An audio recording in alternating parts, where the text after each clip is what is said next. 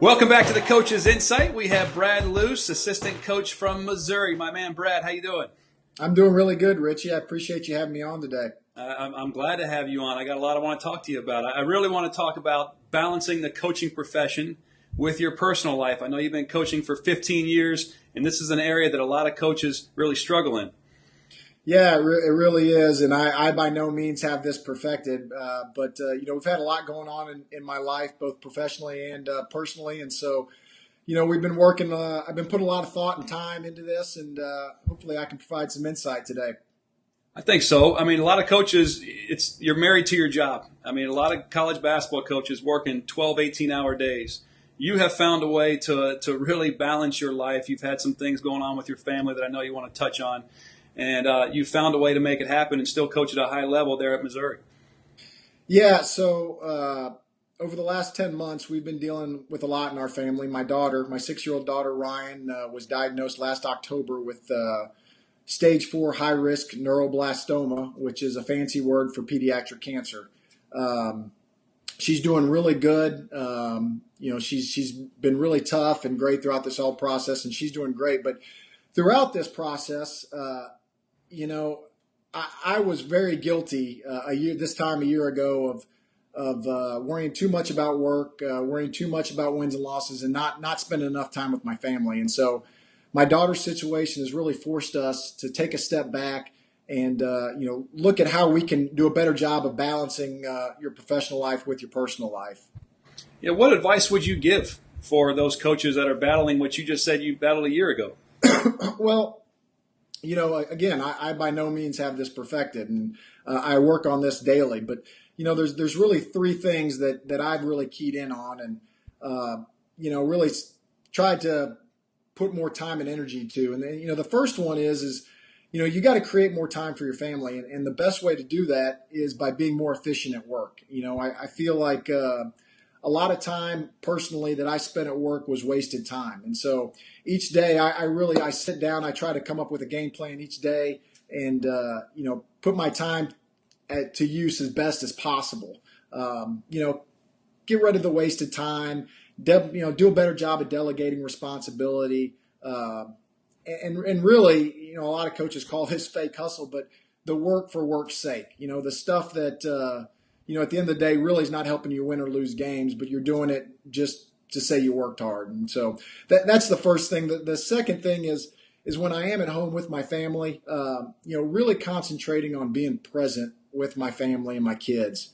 We're all guilty of this. You'll be home with your family and all you're thinking about really is that next recruiting phone call or the next scouting report or et cetera, et cetera. And so when I am with my kids, making sure that I'm present with them and fully focused on them. And then, the last thing that I've really tried to keep in mind is just trying to keep things in perspective and, definitely not trying to take yourself too seriously throughout this whole thing.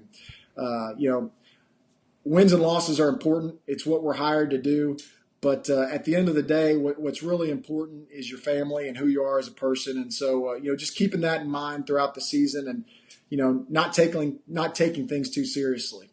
And with everything that's happened with your daughter, Ryan, I'm sure you've really transformed yourself as far as having a little bit more balance, huh? I've tried to. I really have. I've done my best to now. I'm sure if you talk to the guys I work with, they might say that, I could do a little bit better job. And I know my wife says that, but, I do think that I've done a better job, I should say, of trying to keep things in their rightful place. Do we ever make our wives happy? Absolutely not. That's impossible. So what's going on with Ryan? I know everybody's curious to hear how she's doing. Yeah, so she's doing really good right now. We took our team to Italy for a foreign tour, had 4 games. We got back. I actually I'm in New York right now with her. Got off the plane. We actually went through customs in New York, so I got my stuff, got off the plane, and am with her right now.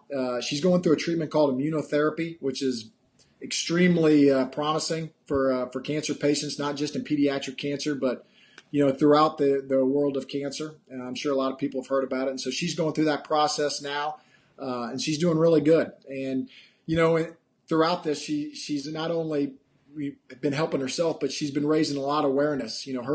Her story is really permeated with a lot of people, and we've helped raise a lot of money and a lot of awareness for pediatric cancer research through the process.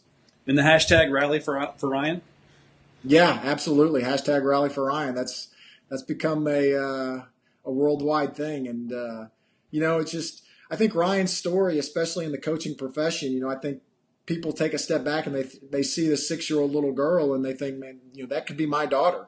And so, I think it's something that has made people stop and think, this is something that needs our attention.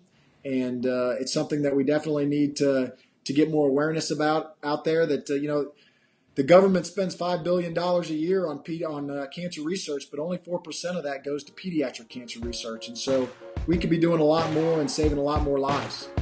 Something we all need to focus on for sure. Absolutely. I appreciate you coming on. Give you a high five. All right, Rich. Appreciate it, man. All right. Take care now.